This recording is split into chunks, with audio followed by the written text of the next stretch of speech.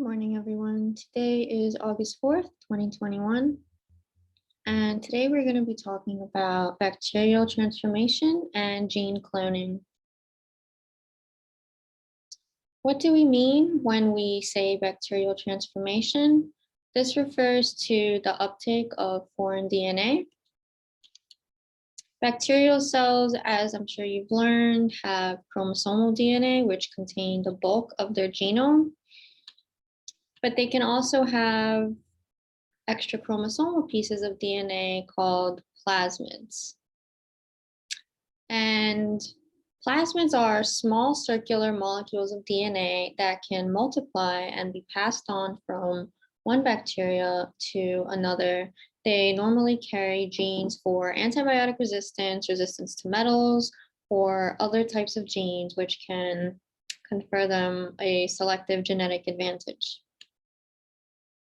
When we spoke about antibiotic resistance and how it's acquired between one bacteria to another, we talked about a type of transformation where you have a plasmid being transferred from the donor cell on the left to a recipient cell on the right. This form of transformation, this is called conjugation. And once again, a copy of the plasmid will be made. A pilus will extend from the donor to the recipient cell. This process is called mating. The copy of the plasmid will enter the second bacterium and then they will separate. Now, both bacteria have resistance or the other genetic advantages conferred by the plasmid. And because bacteria multiply very quickly, they can cause severe infection if they have antibiotic resistance. And the same way can spread it to other types of bacteria. Plasmids are very important for biotechnology, molecular biology. Most plasmids usually have resistance to an antibiotic, and this is used as a selectable marker. We're going to talk about what that is. The plasmid itself is a cloning vector used to insert a specific gene into a plasmid to create a recombinant DNA molecule. Then after it's inserted into E. coli, the E. coli is grown onto agar, typically LB agar with ampicillin. LB is just like the agar we've been using in class, nutrient agar, but it's just a little bit different in its composition. And because of this resistance, only the bacteria that have this plasmid will be transformed, and we can select these colonies. So here's a very basic plasmid. It has an origin of replication. In order to make more copies of itself, the origin of replication is where the polymerase will make more copies. There's also a selectable marker, like we mentioned, resistance to ampicillin. There's also a multiple cloning site. The multiple cloning site is the location of many different restriction sites. Restriction sites are places cut by specific enzymes called restriction enzymes. In order to create a recombinant DNA molecule, like we mentioned, you cut it with restriction enzymes. And then you also cut out the gene of interest with the same restriction enzymes. And what restriction enzymes do is they create sticky ends because they cut along a very specific sequence. And once you mix them together with some DNA ligase, you can have a new recombinant DNA plasmid, this is typically used to study certain genes, if they can be expressed in bacteria and whatnot. Restriction enzymes typically have a protective function in bacteria. They can cut up DNA at specific sequences. The sequence itself is called a restriction site. We're going to see an example on the next slide where the enzyme cuts This is very important because only that sequence in the DNA will be cut, making it reproducible and allowing you to clone genes. When I say clone genes, I just mean taking that gene of interest and putting it into that plasmid, the plasmid, which serves as the cloning vector. DNA ligase, you may be familiar with. Its role is to seal Nicks by forming phosphodiester bonds in the DNA backbone. And what the restriction enzymes do is they will generate sticky ends. These are caused by complementary overhangs, which are formed at the restriction site. For example, there is a restriction enzyme called EcoR1. It was discovered in E. coli, hence the first three letters, restriction enzyme 1. The sequence that it cuts is G. The sequence that it recognizes, is GAATTC. And the cut actually appears in between the G and the A. And one feature of restriction sites is that they are always palindromic. This means that you will have GAATTC on the top and GAATTC on the bottom. Notice that the sticky ends over here, they're complementary because we know that adenine will always pair with thymine and vice versa. This will lead to a reproducible genotype, and after ligation, they will be connected. But before ligation, there's a nick, and that's why you need the special enzyme, DNA ligase, to connect these two pieces of DNA.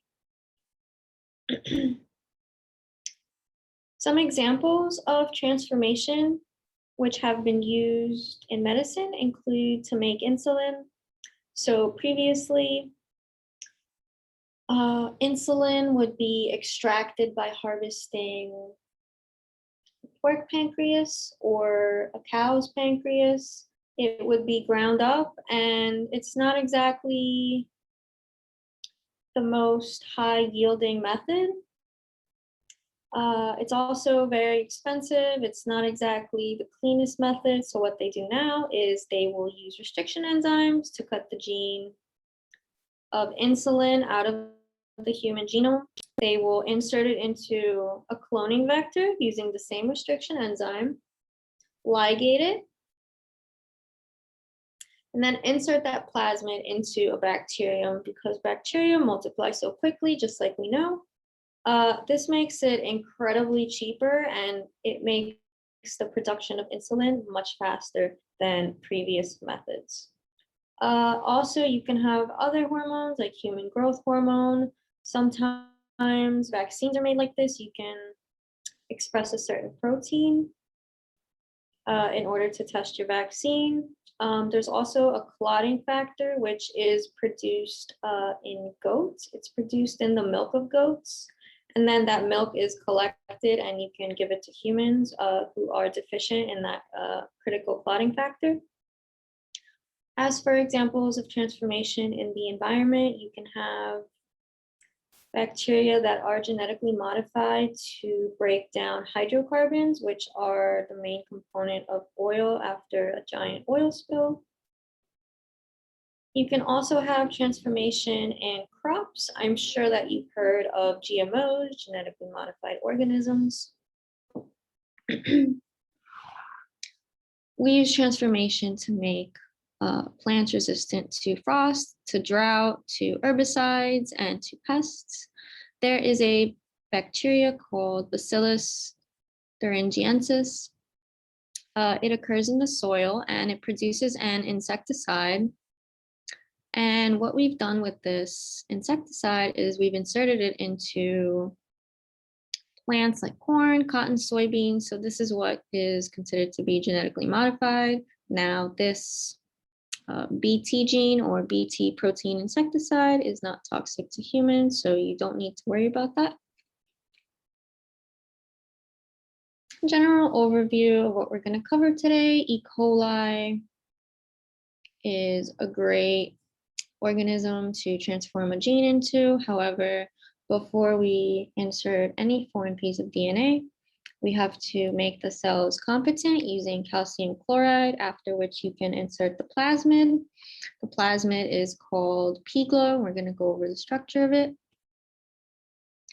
And then because let's just say that the resistance to ampicillin is this little blue part, only the cells that have taken up the pGLO plasmid will be able to grow on ampicillin LB agar.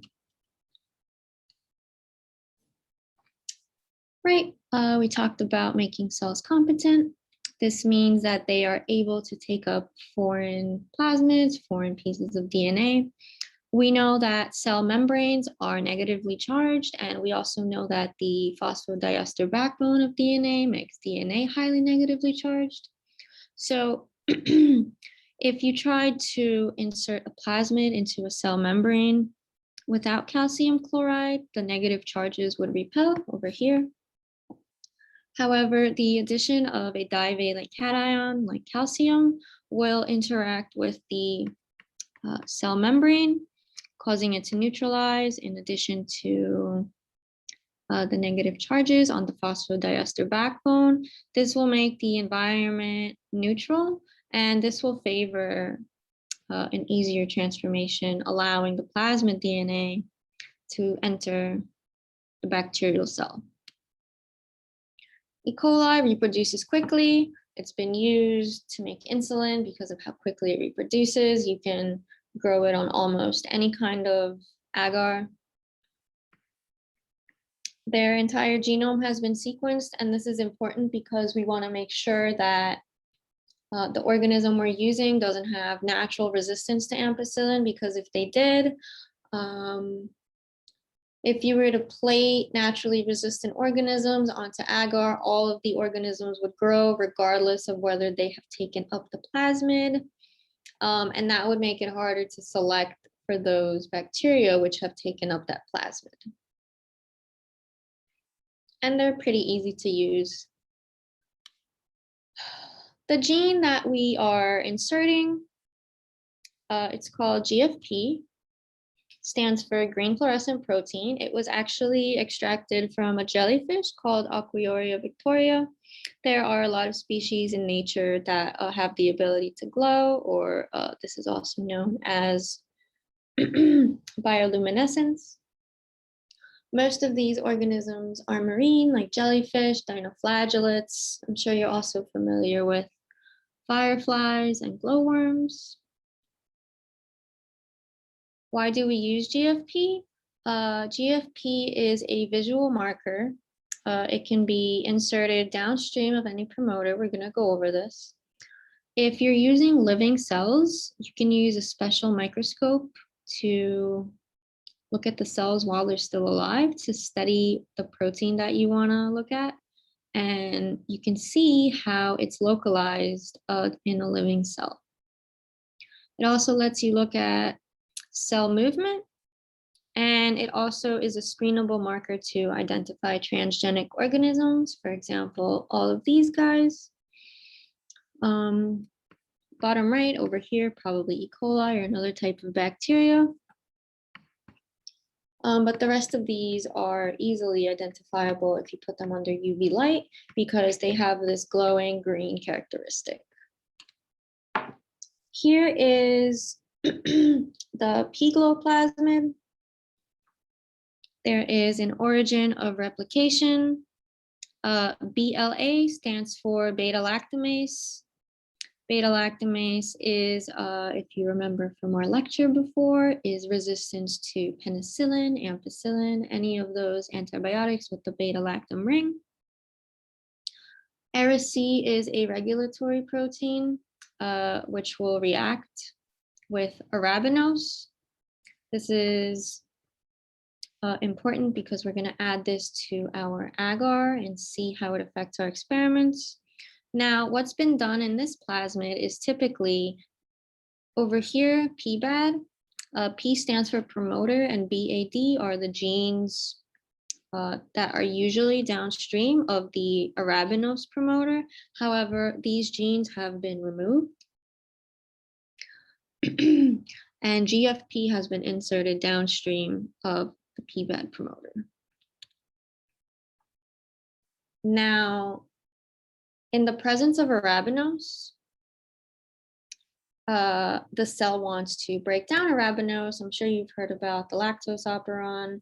If there's lactose in the cell, lactose will be broken down. If there's arabinose in the cell, arabinose wants to be broken down. Because we've taken out the ARA-BAD genes and we've inserted GFP, whenever we expose the bacterial cell to arabinose, we will have expression of the genes downstream of the promoter.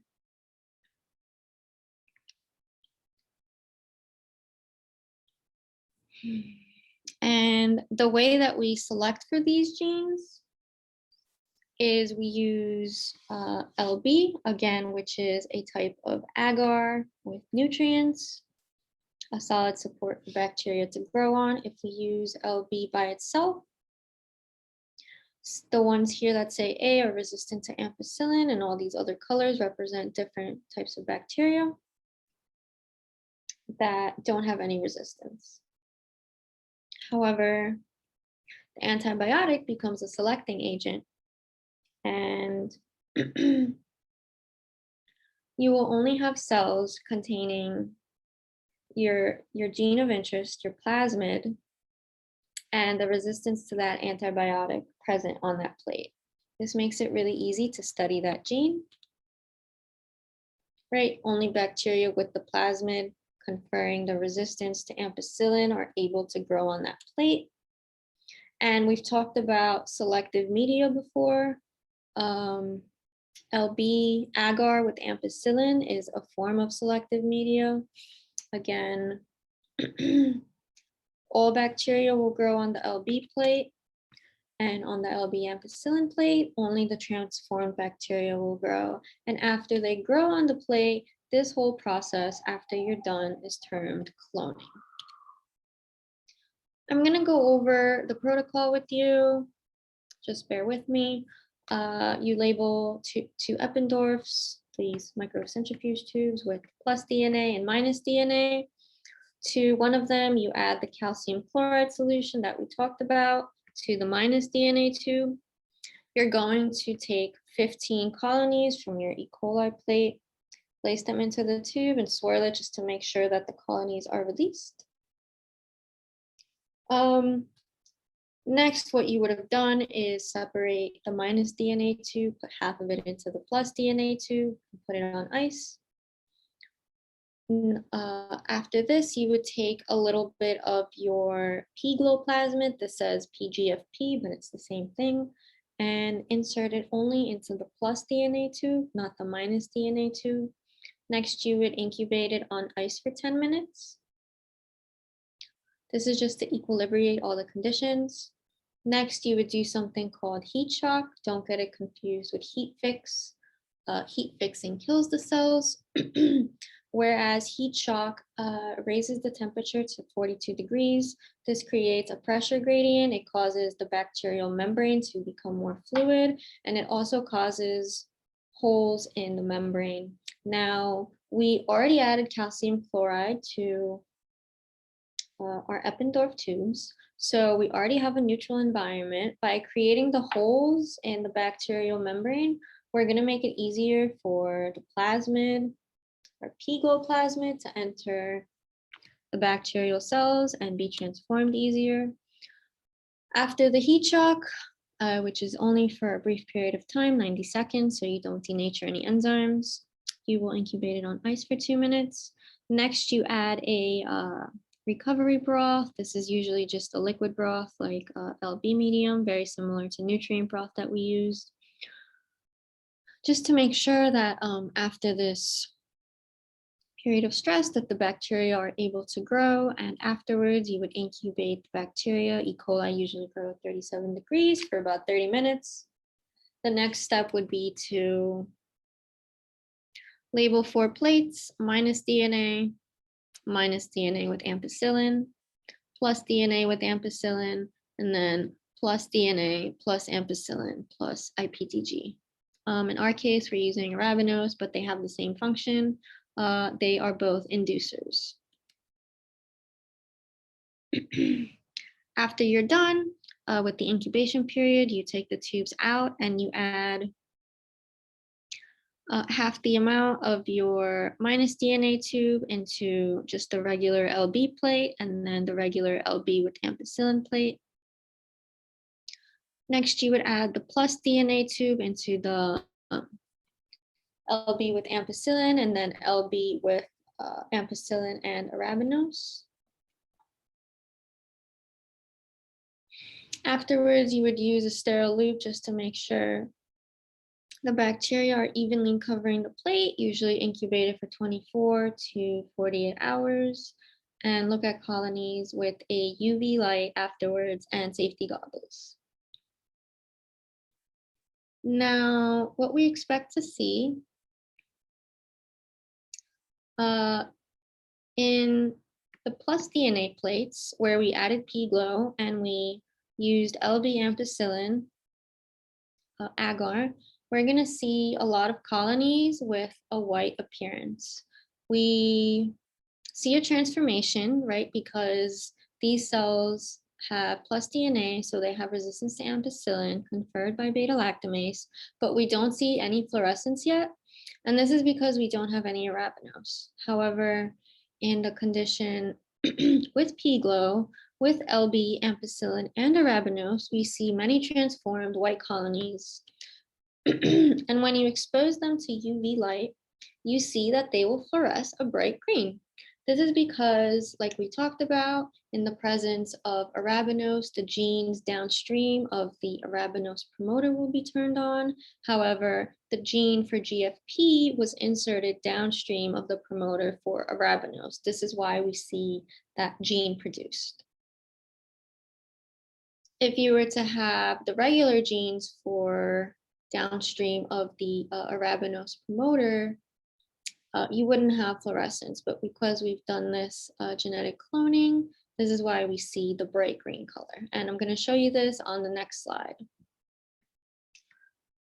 In the next plate, minus P-Glow with LB and ampicillin, we see no bacterial growth on the plate, no transformation. And the reason for this is that our cells don't have the P-Glow plasmid. Remember, the plasmid confers resistance to ampicillin, and we have included ampicillin in the LB agar.